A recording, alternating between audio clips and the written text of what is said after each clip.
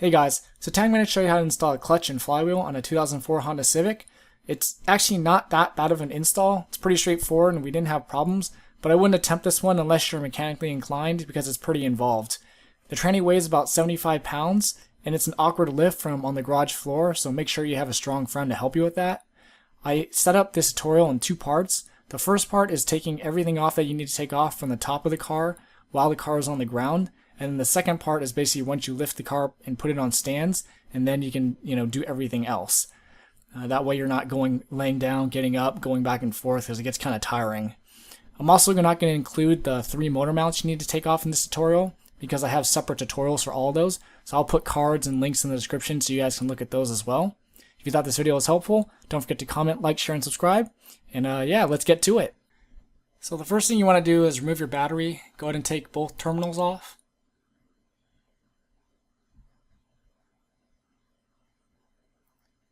So there's the ground and here's the positive. Take those off, take the bracket off with your deep socket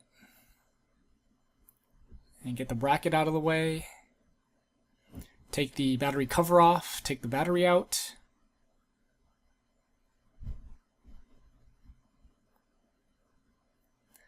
Get rid of the tray.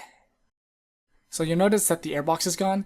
Go over to my my transmission side motor mount to see how to remove that. So next thing you want to do is remove the starter. So there's one little plug, like a ground type thing, and then the actual bolt that gives the starter electricity. And then what you want to do is it's 2 bolts. So sorry, it's kind of hard to see, but the one is there. This is the easier one, and then the other one is under the starter. And that's this one here, which is harder to get to. So go ahead and take both of those out. And then the next thing you want to do is unplug the reverse light and unplug the speed sensor, which is way back there.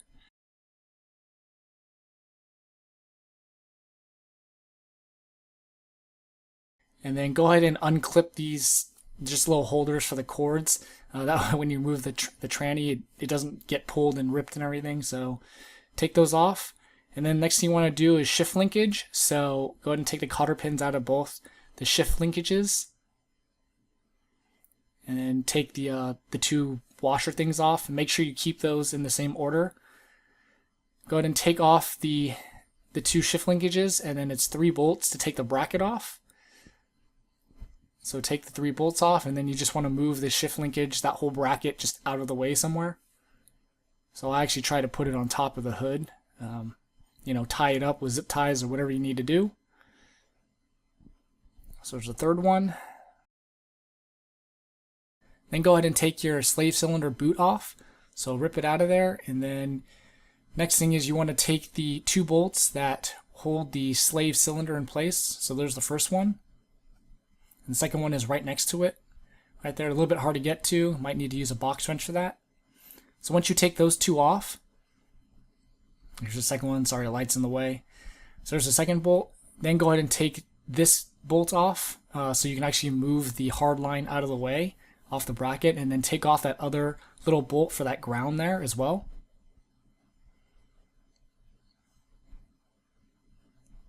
All right, and then you can move the whole hard line out of the way, put it on top of the hood.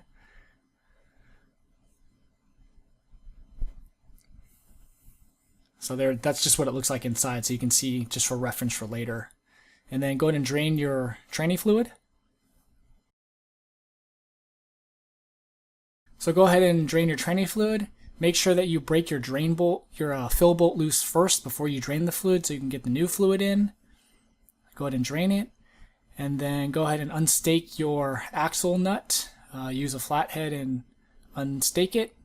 And then take your 32mm deep socket, and I have it on my breaker bar with a 6-foot pipe over that because these bolts are so tight, so that's how I break it loose, with somebody holding your brake down. After you've done that, then go ahead and take your brake caliper off. So it's just the two bolts, and then you're also going to need to use a crescent wrench to hold the safety piece in place. So you can take the caliper off, and then go ahead and start working on your strut. So it's a 22mm and a 19mm bolt to get that off. So continue working on the strut bolts. If you have like an impact wrench, it'd be a lot easier and just blast them off.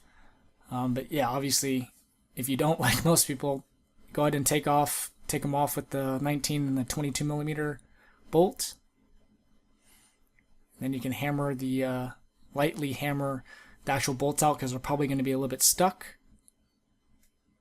So once you get both of those off, then go ahead and take your axle nut all the way off and take your axle out. So push the CV side boot back, and you should be able to actually pull it out that way. You can also do this by taking the lower ball joint out and the other joint out, but I felt this way was a little bit easier, so I did it this way.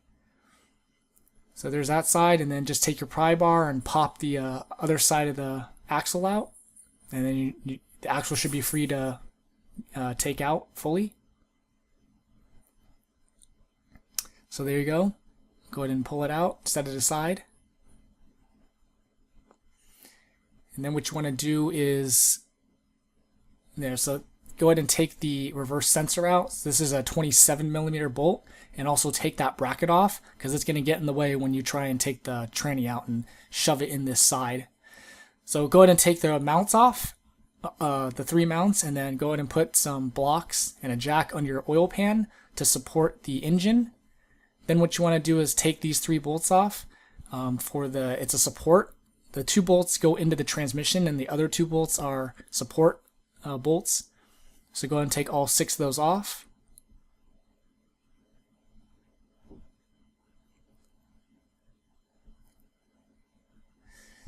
And then after that, take off the 2 cover bolts that are holding it's an aluminum fly cover. So there's 2 small bolts for that one, so take those off.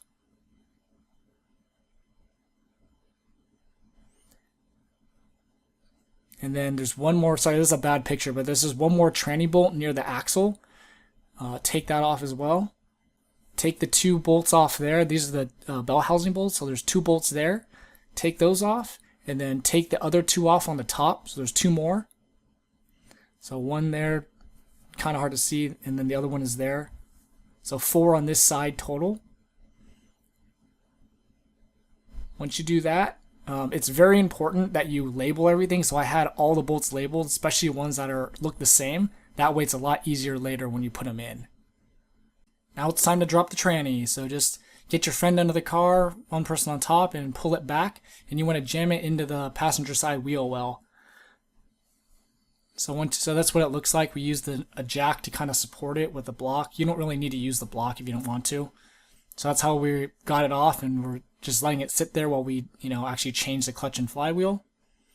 So there's the pressure plate in all its glory.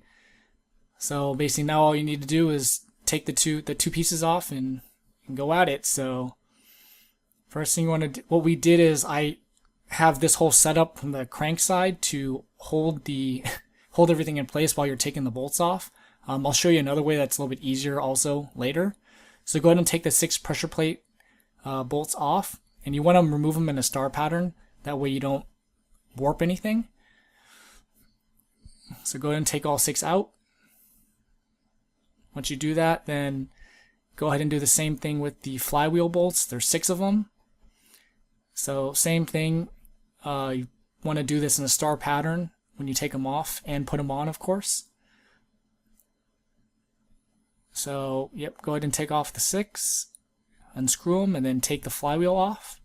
And then everything is in reverse order. So take your brake clean and spray your new flywheel, because these things have a residue on them from the factory. That way they don't rust. So spray it and then go ahead and wipe it off. Make sure it's clean. And also, after you actually bolt it all up and you're ready to put the pressure plate on, make sure again that it's clean, because you want a clean surface for the clutch to mate to. So once you clean that off, go ahead and put your thread locker, your blue thread locker, on the flywheel bolts before you put them in. And so you want to make sure that there's this pin there. Make sure that one of the sides, there's actually 2 pins on the flywheel. So either one, so there you see the picture, either one, you can just make sure at least one is lined up. I've seen them put on either one, so apparently it doesn't really matter. And here's the little cheat thing I was telling you about. So you take 1 bolt from the pressure plate, and then you take an open wrench and take your bell housing bolt and put that in there. That way you can lock the flywheel in place while you bolt the 6 bolts up at 87 pounds. So here you go. Here's me putting them in. Make sure that you do this in the star pattern and that you do it like progressively. So tighten one a little bit, go to the next bolt, tighten that one a little bit, and keep doing that, because once you start tightening it, the other bolts get loose. So you have to keep doing it over and over. So I seriously did this like 6 or 7 rounds to make sure every single one was tight, and at 87 foot-pounds. Once you've done that, then go ahead and spray your pressure plate. Same thing with the residue. Clean that off. And then go ahead and put your clutch disc on with the alignment tool. Put the pressure plate over that. And make sure you get your thread locker on the pressure plate bolts as well. And the pressure plate can only go on one way.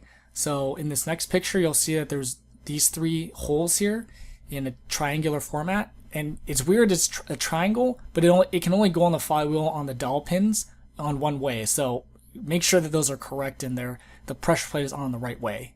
So here's the flywheel side. And as you can see, there's the 3 dowel pins that you need to line up the pressure plate with.